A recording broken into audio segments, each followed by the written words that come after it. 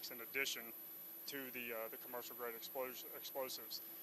So because of that, it was really kind of jumbled up in a mess. So that didn't allow the robot to go in and actually pull the explosives out. So what that means is our bomb squad technicians are going in and by hand, carefully and diligently, cautiously removing the pieces of the explosives, and obviously not the preferred or the expected method, but that's the method that we have available to us based on our continuing assessment of the situation.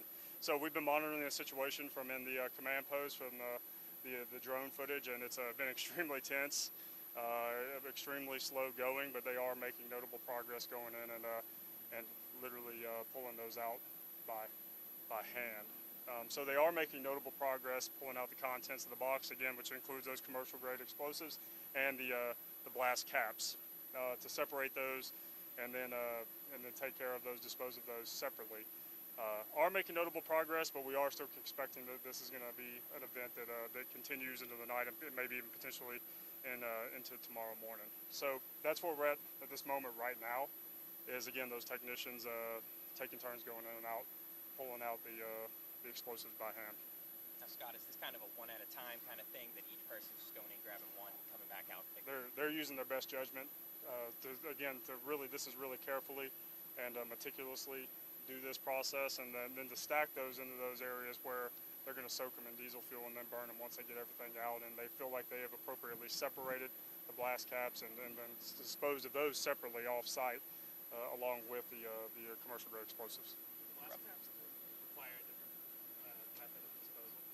They do. Generally, that's a detonation, as I understand it. You would go and you would let those detonate separately. We're taking those off site over to our range facility to take care of those. And then, obviously, by ATF standards and protocols, you would not package commercial grade explosives and the blast caps together. So, roughly what time did this start? This process has been going on for probably 2 or 3 hours now at this point. So again, really meticulous, slow work, really dangerous work too, I should admit. It's been tense at times. Us watching the technicians go in and reach into the box and pull out those explosives. But at this point, they are making notable progress and feel like that that we are making some gains on this. In terms of the evacuation that's in place, are you expecting that to continue through the night tonight, or could that end sometime earlier? We've not made any changes to the evacuation zone at this point, but of course that's a fluid situation. Again, as we said in our last briefing, we get that that's an inconvenience, and that we've had residents who are over in the emergency shelters and that are not at their homes, and the businesses aren't open. But we're going to keep the evacuation zone on the boundaries that we have in place as long as we feel like we've got an active situation and still a volatile situation. Are making notable progress, but at this point we haven't made any changes to the evacuation area. What is the risk as far as detonation at this point? You said that the box has stopped smoking, correct? So what risk still remains there? This is still obviously a really volatile situation. We're still assessing exactly what we're dealing with. Again, this is outside of ATF protocol, where you would have blast caps mixed with a commercial grade explosion. And as I understand it, blast caps are the thing that you would attach directly to the explosive to create the spark that would then create the detonation. So that's part of the complication we're dealing with, is that we had all these things that were mixed in this large box, and trying to sort through that and carefully remove all those pieces.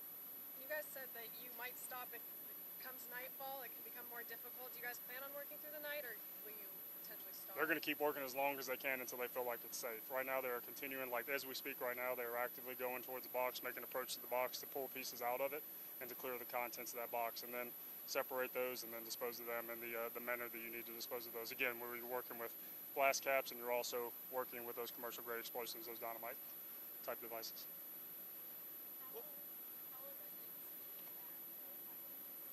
We'll notify them in as many mechanisms as we can. We'll of course notify you all immediately, and we're going to really rely on you all heavily to say this is all clear, we've given the all clear for people to come back into the area.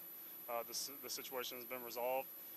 But we'll also figure out some other mechanisms, more direct mechanisms to alert people. Of course, we still have the emergency shelter opened over the Jacob building. The emergency shelter will remain in place with the assistance of the Red Cross, until it's no longer needed. Chief Noel was over there just before this briefing. He had stopped by to talk to the folks who were utilizing the emergency shelter. We had about 30 people at that time using the shelter. Just trying to keep them up to date and comfort them and let them know about the timeline they might be working with until it's safe to come back to their home. Do you know what the material was in the box that was burning? Is that packed? That was actually the box itself. As we understand it, it was the door itself that was burning. It's got wood inside of it Okay. as a protective measure for the outside of the box. And did the bomb squad do anything to suppress the fire at all? Was that cover the? The challenge there is that anything you could potentially do to suppress the fire might also aggravate it and cause it to detonate. So no, it was. They tried to smother it or anything like that. No, we were really in a wait and see approach most of the night last night because of where you were dealing with the smoldering and at times fire on the box. So really in a wait and see approach because the concern would have been that any action they could have taken against the fire would have potentially aggravated and caused some kind of detonation. So it just burned out itself. It burned out itself, and then we were also with the robot able to move the door away from the box itself. And can either of you speak on if this was a proper way for those explosives to be remained until if they weren't untouched, if that would have been a problem in the future if they were not untouched? Oh, it certainly was not stored in the proper manner. As Scott alluded to earlier, there's certain ways that the ATF says this stuff has to be stored. Blasting caps away from the explosive devices. So it was not stored in the proper manner. Could it have caused a bigger problem later? Absolutely. We don't know what that is exactly, but certainly it could have been worse than it is today. The whole situation has played out very safely and well, given the situation that we've been dealing with. I know that earlier today you said, or authorities said that about 200 pieces of dynamite were in that box. You've since said you're not really sure how many pieces of dynamite are in the box. Do you have any idea at this point? Or? That was what initially reported. The initial 911 call, for anybody who's heard the audio of that call, is that we were told that from the individuals who discovered it at CMC was that they thought there was about 200 pieces of dynamite or explosives in there. We're still working through that. As I said, actively as I walked over here, we've still got technicians going up to remove items from the box. About how many items have been removed at this point? I don't have that count for you right now because then by the time I walked over from over here, they're probably changed. So, Right. but we hope to have a good idea once we get through this of how many items were removed from the box. Appreciate you all. Thank you so much. Thank you, guys.